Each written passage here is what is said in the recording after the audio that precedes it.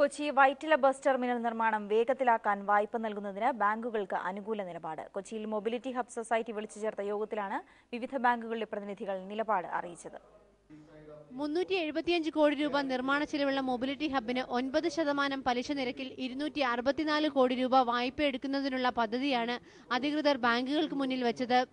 ജനറം പദ്ധതിയിൽപ്പെടുത്തി fund അനുവദിച്ചു കിട്ടാൻ കാലതാമസം വരുമെന്നതിനാലാണ് സംസ്ഥാനത്തെ പ്രമുഖ ബാങ്കുകളിൽ നിന്ന് വായ്പ വാങ്ങുന്ന കാര്യം പരിഗണിച്ചത്.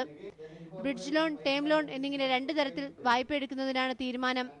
ബ്രിഡ്ജ് ലോണായി എടുക്കുന്ന തുക പ്രാഥമിക ഘട്ടത്തിൽ വ്യാപാരാവശ്യത്തിന് സ്ഥലം പാട്ടത്തിന് നൽകി ലഭിക്കുന്ന തുകയിലൂടെ പൂർണ്ണമായും തിരിച്ചടയ്ക്കും. ടേം ലോൺ 15 വർഷത്തെ കാലാവധിക്കുള്ളിലാകും തിരിച്ചടയ്ക്കുക. യോഗത്തിൽ പങ്കെടുത്ത 14 ബാങ്കുകളിലെയും പ്രതിനിധികൾ ലോൺ നൽകുന്നതിന് അനുകൂല നിലപാട് അറിയിച്ചിട്ടുണ്ട്. സർക്കാർ ആവശ്യപ്പെടുന്ന പലിശയിൽ മാത്രമാണ് ചിലർക്കെങ്കിലും സംശയമുണ്ടായത്.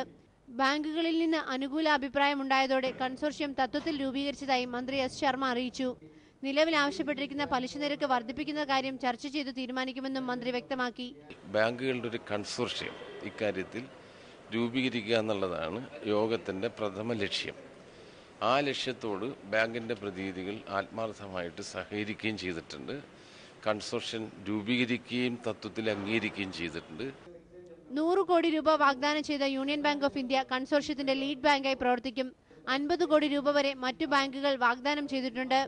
ബാങ്കുകളിൽ നിന്ന് പണം കിട്ടാൻ വഴി തെളിഞ്ഞതോടെ ടെർമിനൽ നിർമ്മാണത്തിന് സമ്പൂർണ്ണ ടെൻഡർ വിളിക്കുന്നതിനുള്ള നടപടികളുമായി മൊബിലിറ്റി ഹബ് സൊസൈറ്റിക്ക് മുന്നോട്ടു പോകാനാകും. മനോരമ ന്യൂസ്.